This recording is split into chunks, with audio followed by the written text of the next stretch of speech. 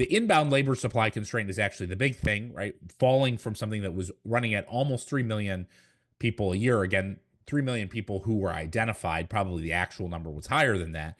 So that labor supply is probably contracting by about 3 million on an inbound basis on an annual basis.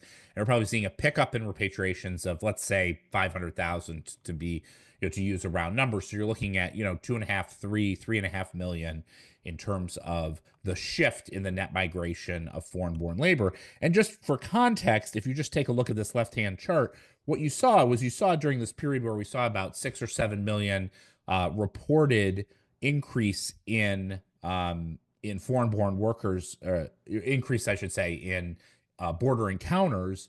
You saw, a pretty substantial share of those folks, 4-ish million increase in the number of foreign-born workers. And so what you see there is that it doesn't, the flow through from immigration to employment, while it's not instantaneous and it's not 100%, a fair amount of those border encounters are then creating, are then folks who ultimately are becoming employed in the United States.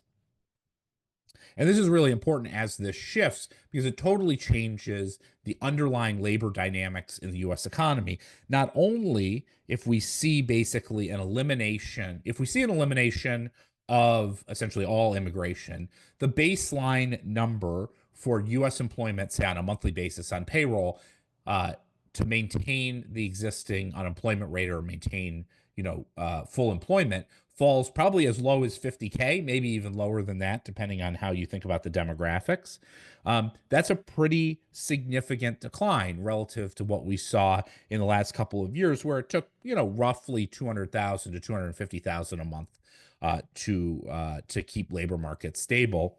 And frankly, when it comes to the potential growth of an economy, it's pretty simple, which is, labor force growth times productivity growth equals real GDP. Like that's basically how it works. And so to the extent that you significantly constrain the amount of incremental labor into an economy, that significantly reduce, that's basically 1-for-1 reduction in terms of likely growth rates. So that's either got to be made up with much higher productivity growth, which we're not seeing indications of, or the US economy will likely slow given the more limited supply of labor. From a inflation perspective, it also increases the probability that we'll continue to see upward pressure on wages, particularly in those lower educated cohorts, which have been the primary or the highest, where we've seen the highest growth rate in income growth, in nominal income growth, and where there's a very high propensity to spend. And so in the same way, if we go back here, the flow of labor supply was an important disinflationary pro-growth impulse in the US economy that we saw over the course of a couple of years. The reversal of that is most likely an inflationary negative growth impulse in the US economy, again, right as growth expectations are relatively elevated compared to the last couple of years.